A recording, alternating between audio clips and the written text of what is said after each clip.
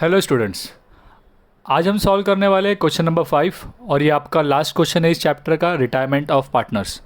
सो यहाँ पे देखिए सेम स्टेप्स फॉलो करने हैं और ये भी एक लेजर रिलेटेड क्वेश्चन है। तो यहाँ पर भी आपको लेजर बनाना है। आप देख सकते हैं नीचे आपको कहा है profit and loss adjustment, partners capital और बैलेंस शीट आपको बनाना है। ठीक है, तो आइए शुरू करते हैं क्वेश्चन।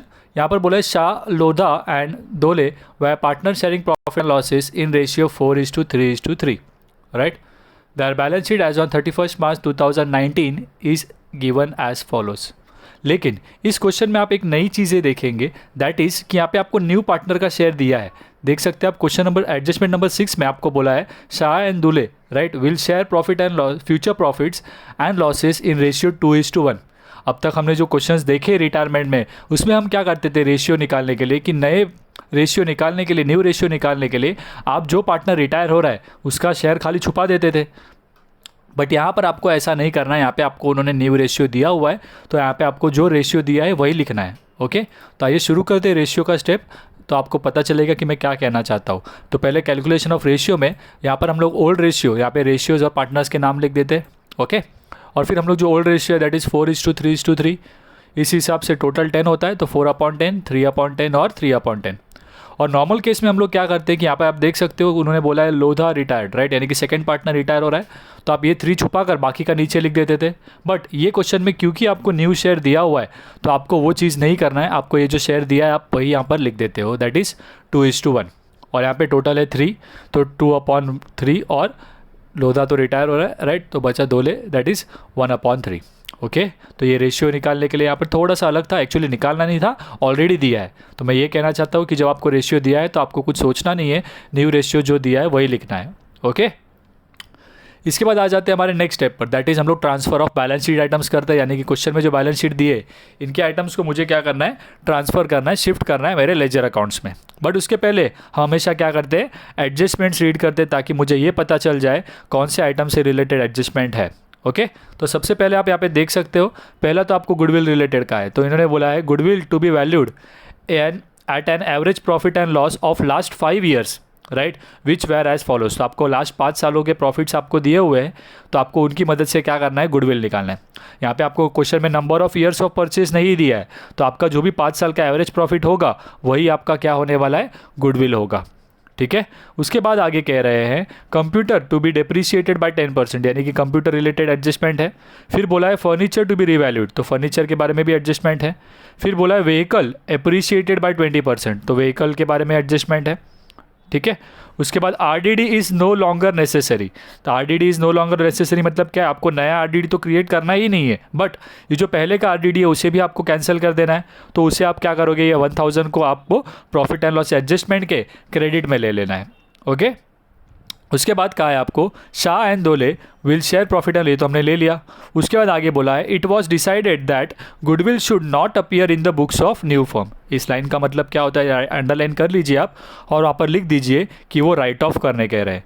अगर वो कहते हैं कि गुडविल उनको नए बुक में बुक्स ऑफ अकाउंट में दिखना नहीं चाहिए, मतलब ही क्या है, आपको बैलेंस शीट में नहीं चाहिए। तो आपको पता है कि अगर गुडविल राइट ऑफ नहीं होगा, गुडविल अकाउंट टैली नहीं होगा, तो वो गुडविल क्या होगा, बैलेंस शीट में कैरी फॉरवर्ड होगा क्लोज करने के बाद।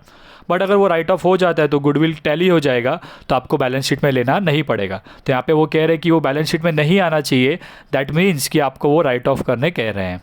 ठीक है, and amount payable to the Lodha, यानी कि जो पार्टनर रिटायर हो रहा है, right, will be transfer to his loan account. तो यहाँ पे उन्होंने बोल दिया है कि जो पार्टनर रिटायर हो रहा है उसका जो बैलेंस आएगा उसे आप लोन अकाउंट में ट्रांसफ़र करेंगे।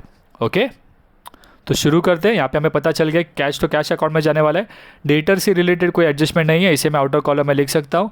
बाकी फर्नीचर, कंप्यूटर और व्हीकल तीनों के बारे में क्या है, एडजस्टमेंट्स हैं, तो मुझे उन्हें इनर कॉलम में लिखना होगा। राइट, तो आइए शुरू करते हैं हम लोग लेजर बनाकर। राइट, क्वेश्चन नंबर 5 यहाँ पे ऊपर in the books of partnership firm, पहला हमारा profit and loss adjustment account, फिर पार्टनर्स कैपिटल अकाउंट, छोटे से कैश और गुडविल। कई सारे बच्चे बोलते हैं कि सर हमें कैश और गुडविल बनाने नहीं बोला है, कॉलेज में नहीं बनाते टीचर्स। अगर आप कॉलेज में ये नहीं बनाते हो कैश या गुडविल, तो आपको बैलेंस शीट के लिए अमाउंट पता कैसे चलेगा, राइट। तो मैं सजेस्ट करता हूँ कि आप बनाया कीजिए, बिकॉज बोर्ड एग्जाम में तो देखिए पेपर आपको कई और दूसरे ही टीचर चेक करने वाले, तो अगर उन्हें चाहिए रहेगा ये वर्किंग में तो राइट। और अगर आप ये नहीं बनाते हो अकाउंट ऐसा, राइट, तो आपको वर्किंग में कहीं ना कहीं पर कैश का अमाउंट कैसे आया वो शो तो करना पड़ेगा। तो इस बेटर है कि आप ये वर्किंग बनाएं, ठीक है। उसके बाद आप बैलेंस शीट लिखेंगे ऑन 1 अप्रैल 2019, यानी कि जो दिन पर वो रिटायर हुआ है लोधा, राइट। अब इसके बाद हेडिंग सारे फिल कर देते हैं। हेडिंग फिल हो जाने के बाद हम क्या करते हैं, अभी हमारा next part that is transfer of balance sheet items. तो क्वेश्चन में आप सामने रखिए, क्वेश्चन में आप देख सकते हैं लायबिलिटी से शुरुआत करते हैं हम लोग हमेशा, और यहाँ पे दिया है लायबिलिटीज़ में पहला क्रेडिटर्स। तो क्रेडिटर्स आपको लायबिलिटी में ले लेना है, कोई एडजस्टमेंट नहीं है तो डायरेक्टली आउटर कॉलम में लिख देता हूँ 20,000। फिर बिल्स पेबल दिया है 4,000, तो वो भी लायबिलिटी में लिख देते हैं।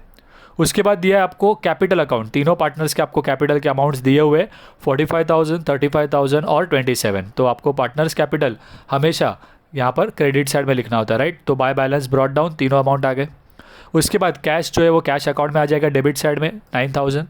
उसके बाद डेटर्स, जैसे कि उन्होंने 1,000 यहाँ पे क्वेश्चन में दिया है, बट आपको पता है उन्होंने बोला है कि वो नेसेसरी नहीं है, आगे ज़रूरत नहीं है आपको, तो आरडीडी हम कैंसिल करने वाले हैं। तो हम डेटर्स जो है वो टोटल 10,000 पर आउटर कॉलम में शो कर देते हैं, ठीक है। उसके बाद फर्नीचर, राइट, और इनर कॉलम में लिखेंगे, उसके बारे में एडजस्टमेंट है।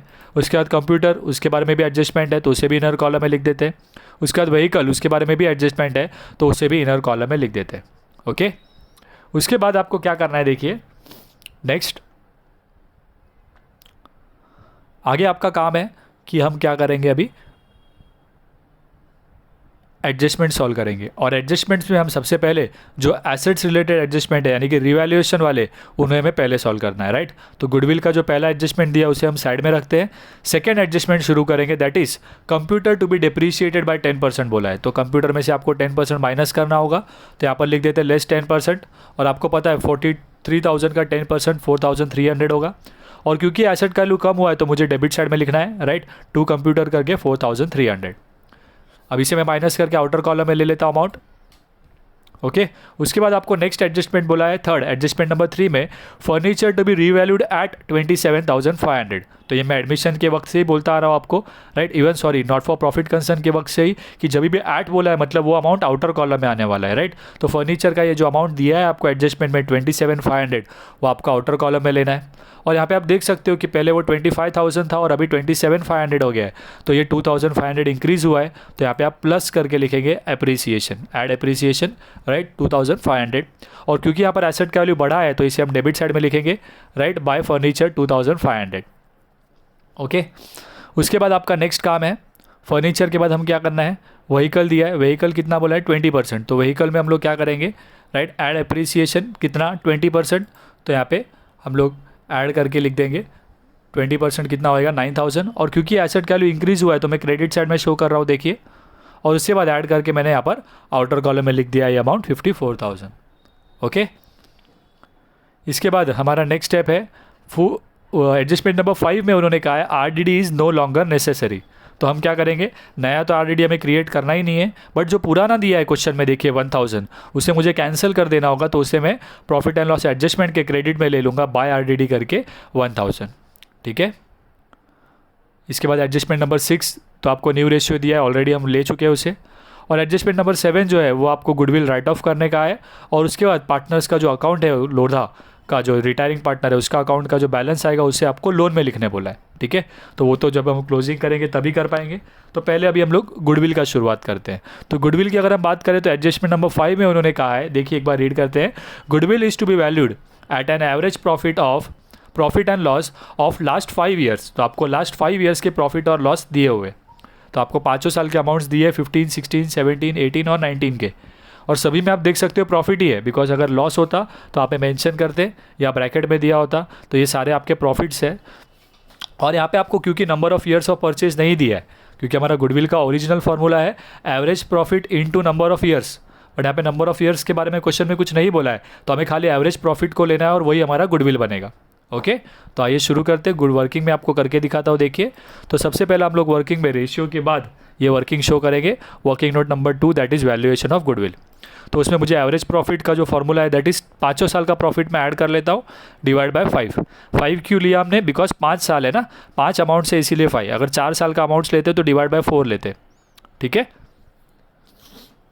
अब जब इनको मैं ऐड करता हूँ तो ये मुझे अमाउंट देगा 1,30,000 डिवाइडेड बाय 5, और इसे सॉल्व करने पर मुझे वैल्यू मिल जाएगा 26,000। तो ये जो मेरा गुडविल का एंट्री है वो कितने के लिए होने वाला है, 26,000 के लिए मेरी गुडविल की एंट्री आएगी। अब ये गुडविल की एंट्री कहाँ पर आती है, यहाँ पर हमने क्या देखा है कि पूरे फर्म का गुडविल रेज हो रहा है। किधर भी उन्होंने स्टार्टिंग में देखिए फर्स्ट लाइन में एडजस्टमेंट में कहीं पर भी उन्होंने ये नहीं बोला है कि लोधा का शेयर खाली आपको रेज करना है, तो ये पूरे फर्म का गुडविल रेस करने वाले हैं हम। तो 26,000 दैट इज़ पूरे फर्म का गुडविल रेस कर रहे हैं। तो कंसेप्ट के वीडियो में हमने देखा है ऑलरेडी कि दो केसेस है, पहला केस जहाँ पे पूरे फर्म का गुडविल रेस हो रहा है, दूसरा जहाँ पर खाली रिटायरिंग पार्टनर का हिस्सा रेस हो रहा है। तो यहाँ पे जब पूरे फर्म का गुडविल रेस हो रहा है तब आपको क्या करना है और आपकी एंट्री क्या है उस समय, goodwill account debit to all partners, right. तो मेरी जो 26,000 गुडविल आया है मुझे, राइट, ये मेरा गुडविल का अमाउंट है और मैं इसे रेस करने वाला हूँ। तो गुडविल के डेबिट में लिखना है मुझे ऑल पार्टनर्स, और उस 26,000 को मैं तीनों पार्टनर्स में डिस्ट्रीब्यूट करूंगा उनके ओल्ड रेशियो में। तो जब मैं डिस्ट्रीब्यूट करता हूं तो 26,000 ओल्ड रेशियो दैट इज़ 4:3:3, तो इस तरीके से आप डिस्ट्रीब्यूट करेंगे और आपके अमाउंट होंगे 10,400, 7,800 और 7,800। ठीक है, तो हमारी एंट्री है गुडविल टू ओल्ड पार्टनर, तो गुडविल के डेबिट में लिखा हमने। अब पार्टनर्स के क्रेडिट में लिखना है आपको बाय गुडविल करके ये तीनों अमाउंट्स। तो ये आपकी एंट्री गुडविल रेस करने की हुई। अब क्योंकि यहाँ पे उन्होंने लास्ट में क्वेश्चन में बोला था कि goodwill should not appear in the books, इसीलिए हम अभी क्या करने वाले, इसे राइट ऑफ भी करने वाले हैं। ठीक है, तो आइए राइट ऑफ की एंट्री पास करते हैं। वहाँ पर हमने राइट ऑफ की एंट्री देखी है, जब अगर पूरे फर्म का गुडविल रेस हो रहा है तो न्यू रेशियो में आप क्या करते हो, गुडविल को राइट ऑफ करते हो। कौन से रेशियो में, न्यू रेशियो में। तो न्यू रेशियो में यहाँ पे क्वेश्चन में दिया था 2:1, राइट, तो हम उस न्यू रेशियो में क्या करेंगे, राइट ऑफ कर देंगे। ठीक है, तो उसकी एंट्री क्या है, partners capital that is continuing partner account debit. Entry क्या है, continuing partner account debit to goodwill, यानी कि आपको पार्टनर्स के डेबिट में लिखना है, बट तीनों के इसमें नहीं आएगा, खाली जो कंटिन्यूइंग पार्टनर्स है दैट इज शाह और दोले, खाली उनके ही अकाउंट में आपको शो करना है, राइट। तो हम उसके डेबिट में लिखेंगे, राइट, टू गुडविल करके, राइट, दोनों के इसमें अमाउंट लिखना है। तो आप 26,000 को आपके न्यू रेशियो में दैट इज 2:1 में डिस्ट्रीब्यूट करते हो। सो 26,000 को 2:1 में जब डिस्ट्रीब्यूट करोगे तो ये अमाउंट्स आएंगे 17,333 और 8,667। एंट्री थी आपकी कंटिन्यूइंग पार्टनर टू गुडविल, तो आपने पार्टनर के डेबिट में दिखाया। अब आपको गुडविल के क्रेडिट में लेना है उन्हीं दो कंटिन्यूइंग पार्टनर्स के नाम, और वही सेम अमाउंट हम लोग यहाँ पर क्रेडिट में ले लेते हैं। ओके, तो ये हुई आपकी राइट ऑफ की एंट्री। तो यहाँ पर आपका जो गुडविल है उसका एडजस्टमेंट कंप्लीट हो जाता है। अब इसके बाद हमें लास्ट क्या करना है, क्लोजिंग पार्ट। और उन्होंने आपको बताया है क्लोजिंग करते समय जो लोधा है यानी कि जो रिटायरिंग पार्टनर है उसका बैलेंस जो है वो आप क्या करोगे, लोन में ट्रांसफ़र करने वाले हो। बट पार्टनर्स क्लोज करने के पहले हम क्या करते हैं, हमेशा प्रॉफिट एंड लॉस एडजस्टमेंट को क्लोज करते हैं। और यहाँ पे आप देख सकते हो कि यहाँ पे क्रेडिट साइड में जो है वो बैलेंस ज़्यादा आया है, राइट। तो क्रेडिट साइड का आप टोटल लेंगे तो ग्रेटर मिलेगा 12,500, और डेबिट साइड में खाली 4,300 है। तो मैं माइनस करूँगा तो मुझे अमाउंट आ जाएगा 8,200, और इस 8,200 को आपको तीनों पार्टनर्स में डिस्ट्रीब्यूट करना है। तो टू पार्टनर्स कैपिटल क्लिक कर मैं तीनों पार्टनर्स के नाम लिखता हूँ और ये तीनों में डिस्ट्रीब्यूट करेंगे तो इस तरीके से डिस्ट्रीब्यूट होगा। देखिए 8,200 को हम लोग न्यू रेशियो में, राइट सॉरी ओल्ड रेशियो में डिस्ट्रीब्यूट कर रहे हैं, तो अमाउंट आएंगे 3,280, 2,460 और तीसरे पार्टनर के लिए भी 2,460। तो ये तीनों अमाउंट्स यहाँ पर ले लेते हैं और इस बैलेंस को आपको, राइट, पार्टनर्स के क्रेडिट में लेकर आना है। तो by profit and loss adjustment में आप लिख देते हो ये तीनों अमाउंट 3,280, 2,460 और 2,460, राइट। तो ये बहुत ही सिंपल है, हम एडमिशन से ही ये बैलेंस सेम तरीके से ही करते आ रहे हैं, राइट। अब इसके बाद आपको क्लोजिंग करना है, लेकिन पार्टनर्स कैपिटल क्लोज करते समय आपको यहाँ पर ध्यान देना होता है कि रिटायरमेंट के हर सम में हम क्या करते हैं, जो पार्टनर रिटायर हो रहा है उसका अकाउंट पहले क्लोज करते हैं, राइट। तो यहाँ पे कौन रिटायर हुआ है, लोधा, तो उसका अकाउंट हम लोग पहले क्लोज करेंगे। तो लोधा में आप देख सकते हो खाली क्रेडिट साइड में अमाउंट है, डेबिट में कुछ भी नहीं है। तो क्रेडिट का जो टोटल है वही आपको दोनों जगह पर लिखना होगा। वो टोटल आ रहा है आपको 45,260 रुपीज़, ठीक है। और ये 45,260 आप यहाँ से माइनस करते हो, यहाँ पे कुछ भी नहीं है, राइट। तो वही आपका बैलेंस बच जाएगा।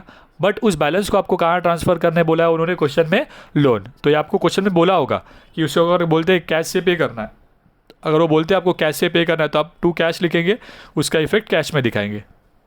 यहाँ पे उन्होंने लोन लेने बोला है तो इसका अमाउंट का जो है दूसरा इफेक्ट वो आपको लायबिलिटी में शो करना होगा। तो लायबिलिटी में आ जाएगा, देखिए लोधा लोन करके 45,260, ठीक है।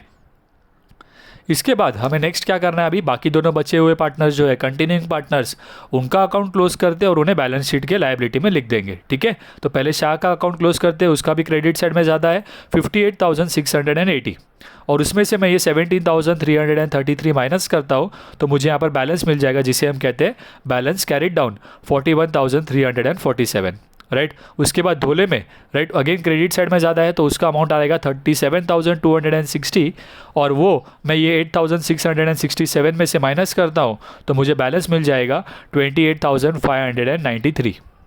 ठीक है, और ये बैलेंसेस को आपको क्या करना है, बैलेंस शीट के लायबिलिटी में लेना है। दोनों ही पार्टनर्स के जो कंटिन्यूइंग पार्टनर्स हैं उनके नाम लिखकर ये दोनों बैलेंसेस हम लोग क्या करते हैं यहाँ पर ले लेते हैं। ठीक है, और इनका टोटल हम आउटर कॉलम में ले लेते हैं यहाँ पर 69,940। इसके बाद आपको कैश और गुडविल को टोटल कर लेना है और अगर उनमें बैलेंस है तो हम एसेट में ट्रांसफ़र करेंगे, फिर बैलेंस शीट टैली करेंगे। ओके, तो आइए सबसे पहले 9,000 को यहाँ पे देख सकते हो आप बाय बैलेंस, राइट। अगर आप टोटल यहाँ पे डेबिट में ही है तो 9,000 और यहाँ पे आपको कुछ भी नहीं क्रेडिट में तो यहाँ पे आपको बैलेंस कैरिड डाउन मिल जाएगा कितना, 9,000 और इसे आप एसेट में ले लेंगे, राइट, कैश करके 9,000। रही बात गुडविल की तो आप देख सकते हो दोनों ही जगह पे टोटल सेम आ रहा है 26,000, तो ये गुडविल जो है वो टैली हो जाता है, तो यहाँ पे आपको कोई बैलेंस नहीं आया। ओके, और वो चाहते ही थे कि goodwill should not appear in the books का मतलब है यहाँ पर बैलेंस शीट। ओके, अब उसके बाद हम लोग क्या करते हैं, एक बार चेक कर लेते हैं। मैं हमेशा आपको कहता हूँ टोटल करने के पहले आप इनर कॉलम के अमाउंट्स का आउटर कॉलम में लिया है या नहीं, एक बार आप क्या कर लीजिए, हमेशा चेक कर लीजिए। और इसके बाद जब आप टोटल करोगे तो ये आपको अमाउंट मिलेगा 1,39,200। ओके, तो यहाँ पे आपका जो है ये सम कंप्लीट हो जाता है। तो अगर आपको ये हमारे लेक्चर्स पसंद आते हैं तो प्लीज़ इस वीडियो को लाइक करें और अगर आप हमारे चैनल पर नए हैं तो हमारे चैनल को सब्सक्राइब कर लें ताकि आपको लेटेस्ट अपडेट्स मिलते रहे। और हमने व्हाट्सएप पर ब्रॉडकास्ट लिस्ट बनाया हुआ ही है, ये करंट ईयर 2020-21 के लिए, उसे आप ज्वाइन करना चाहते हो तो आप वीडियो के डिस्क्रिप्शन में इन्फॉर्मेशन देख सकते हो।